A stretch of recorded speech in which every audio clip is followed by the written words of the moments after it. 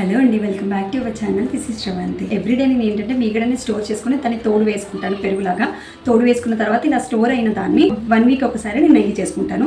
ఎలా చేసుకుంటాను ఏంటి అనేది మీకు ఇప్పుడు చూపిస్తాను. ఫస్ట్ అయితే ఈ బౌల్ని తీసుకొని మనకి స్టోర్ చేసుకునే మీగడనంతా దాంట్లో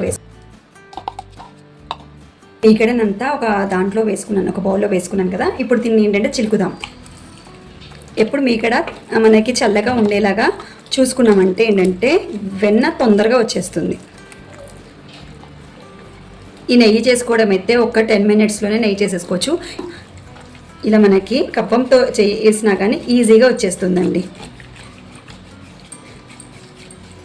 దీనికోసం మిక్సీ కూడా అవసరం లేదండి, మిక్సీలో పట్టడం అవసరం లేదు. యాక్చువల్గా ఏంటంటే నేను రెగ్యులర్గా ఇలానే చేస్తాను. మీగడ ఎప్పుడైనా ఫ్రిడ్జ్లో నుంచి తీసినప్పుడు చేసామంటే తొందరగా మనకి వెన్న అనేది వచ్చేస్తుంది. ఆల్రెడీ మనకి ఒక 2-3 times అనగానే చూడండి చిలకంగానే వచ్చేస్తుంది. కొన్ని వాటర్ వేసేసామంటే దగ్గరకు వచ్చేస్తుంది కూడా. మజ్జిగ బయటికి వచ్చేస్తుంది చూడండి. దీంట్లో నేను వాటర్ ఏం వేయలేదు, ఎలా ఉంది అలా డైరెక్ట్గానే చిలుకుతున్నాను. ఫస్ట్ అయితే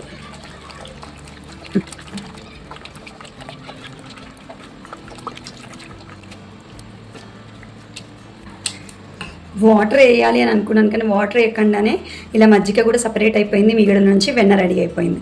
మజ్జిగని సపరేట్ చేసేసి మనం ఇది వేడి చేసేసుకుందాం. మజ్జిగని సపరేట్ చేసేస్తున్నాను. చెయ్యితో పని లేకుండానే ఈజీగా మజ్జిగని కూడా సపరేట్ చేసి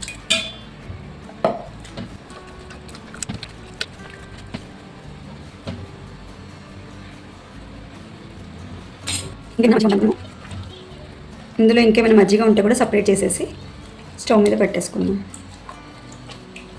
ఇలా అన్నామంటే మజ్జిగ అంతా సపరేట్ అయిపోతుంది.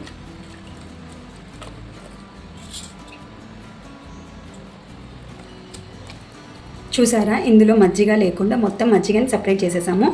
ఈ వెన్నని ఇప్పుడు మనం వేడి చేసేస్తాం. మజ్జిగ చూసారా అండి ఇంత వచ్చింది. ఈ మజ్జిగని ఏంటంటే మనం తాగొచ్చండి, ఫ్రెష్గానే ఉంది కాబట్టి. ఇది పులుపు ఏమి ఉండదు. సాల్ట్ వేసుకొని తాగొచ్చు, లేదంటే మనము దీంట్లో రైస్ నానబెట్టేసుకొని చల్లట్లు అని వేసుకోవచ్చు. ఇన్స్టెంట్గా కావాలి అన్నప్పుడు మనము ఈ మజ్జిగలో రైస్ వేసేసుకొని ఒక 4 hours తర్వాత మిక్సీ పట్టేసుకొని దోశ పోసేసుకోవచ్చు. చాలా టేస్టీగా కూడా ఉంటుంది. ఇప్పుడైతే మనము నెయ్యి వేడి చేస్తాం. స్టవ్ని అయితే వెలిగించినప్పుడు ఏంటంటే కొంచెం ఇది పెద్దగా పెట్టుకోవాలి. స్టార్టింగ్లో మొత్తము గిన్నెకి చుట్టూ ఉన్నది కూడా మొత్తం కరిగిపోతుంది. పెద్దగా పెట్టుకున్న తర్వాత మొత్తం కరిగాక కొంచెము స్టవ్ అనేది సిమ్లో పెట్టుకోవాలి. వెన్న అయితే కరగడం స్టార్ట్ అయింది. ఇప్పుడు మనము స్టవ్ అనేది చిన్నగా పెట్టుకోవాలి. నెయ్యి చేసేటప్పుడు మాత్రం పక్కనే ఉండి వేడి చేసుకోవాలండి వెన్నని, లేదంటే అడుగు మాడిపోయిందంటే ఇంకా నెయ్యి మొత్తం అదే స్మెల్ వస్తుంది.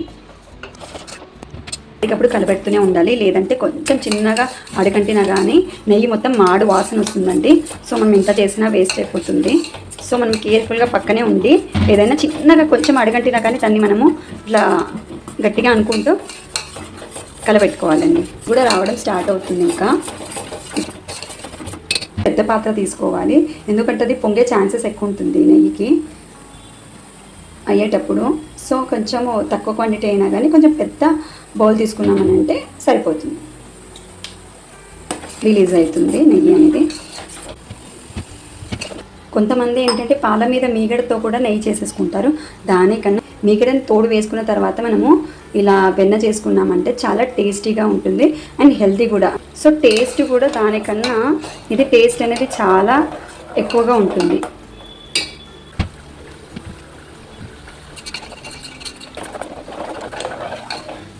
ఇంకా ఇప్పుడే రెడీ కాలేదండి. ఈ గోదావరి ఉంది కదండి, ఈ గోదావరి ఏంటంటే కొంచెం గోల్డెన్ కలర్లో వచ్చిన తర్వాత మనం స్టవ్ ఆఫ్ చేసేసుకోవాలి. అప్పుడు నెయ్యి రెడీ అయినట్టు. నెయ్యి చేసేటప్పుడు అయితే ఇల్లంతా కూడా స్వీట్ చేసిన స్మెల్ అయితే వస్తూనే ఉంటుంది.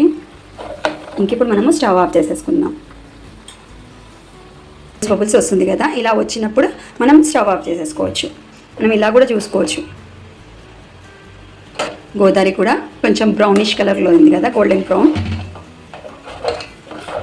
సో ఆఫ్ చేసేసుకోవచ్చు.